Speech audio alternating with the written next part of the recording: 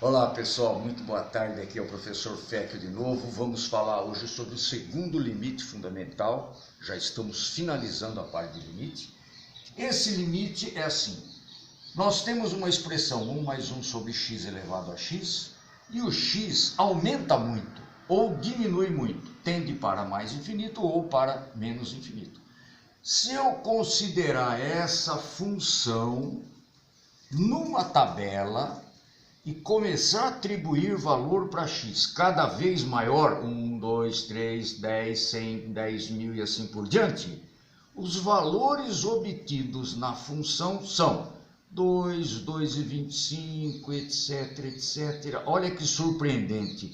Se o expoente é 10.000, o valor da expressão não chega a 3. Tende para 2,71828 e assim por diante, que é um número famoso na matemática, constante de Euler, um número que não tem fim, que nem π. Outra maneira de enxergar isso, pessoal, é fazer o gráfico da função. 1 mais 1 sobre x elevado a x, gráfico. Vai na sua calculadora, você vai comprovar esse gráfico. No gráfico você percebe que quando o x vai aumentando muito, caminhando aqui para a direita, o resultado que o gráfico nos mostra é um pouco abaixo de 3, 2,718 e assim por diante. E se o x tende para menos infinito, vai para o outro lado, o resultado também vai ficando cada vez mais próximo de 3. Muito bem, esses limites, pessoal, costumam aparecer nestas situações assim, ó. Quando você tem um limite, a base e o expoente contendo x, a base e o expoente contendo x, base, expoente contendo x, você já pode ficar preparado porque deve aparecer uma situação muito parecida com essa. Então, esse limite vai acabar sendo usado no cálculo dos outros limites. E vamos lembrar, pessoal, que não precisa ser x, né? Eu posso ter um y aqui no expoente, um y tendendo para infinito, que o resultado não vai alterar.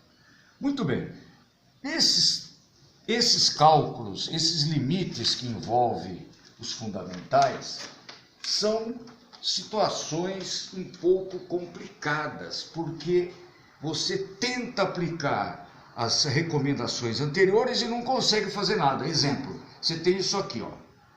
Eu não posso usar Briones-Ruffini, eu não posso fatorar, eu não posso usar conjugado, eu não posso colocar x de maior expoente em evidência. Então, nada daquilo funcionou. Fiquem atentos para um método de resolução importantíssimo no cálculo de limite, chamado mudança de variável. Então, eu tenho que fazer alterações na minha fórmula visando aquela que está lá em cima. Por exemplo, 1 mais 1 sobre x. Aqui, desculpe, aqui não é 1 sobre x, é x. 1 mais x elevado a 1 sobre x. Esse limite não está parecido com aquele lá em cima. Se eu fizer a substituição, colocar 0 no x, eu vou obter 1 elevado a infinito. E acaba caindo nessa indeterminação. Portanto, pessoal, é uma indeterminação e eu não consigo aplicar nenhuma recomendação anterior. Vou fazer uma mudança de variável. Qual mudança? Fazer o x ficar igual a 1 sobre y. X igual a 1 sobre y. Esta recomendação, essa alteração, me leva à seguinte conclusão. Se o x é 1 sobre y, o y é 1 sobre x. Se o x tende para 0, o y tende para infinito. Então, essas alterações que eu obtive a partir da minha mudança de variável original, eu passo para a minha expressão lá em cima.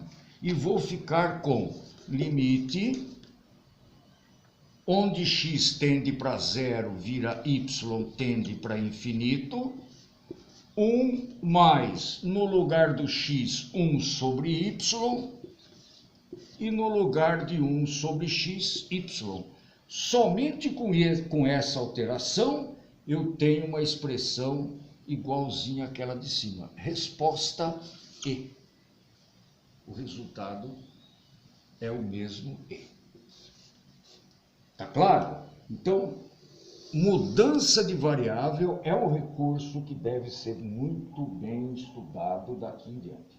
Aqui, pessoal, é a mesma coisa. Eu tenho 1 menos 2 sobre x. Lá no original é 1 mais 1 sobre y. O que eu faço? Menos 2 sobre x, eu mudo para y. 1 sobre y.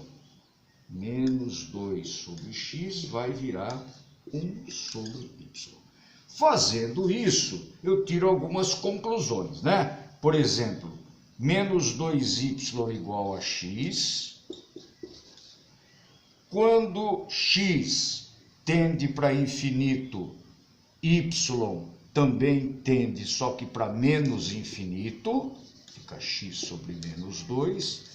X tende para infinito, y tende para menos infinito.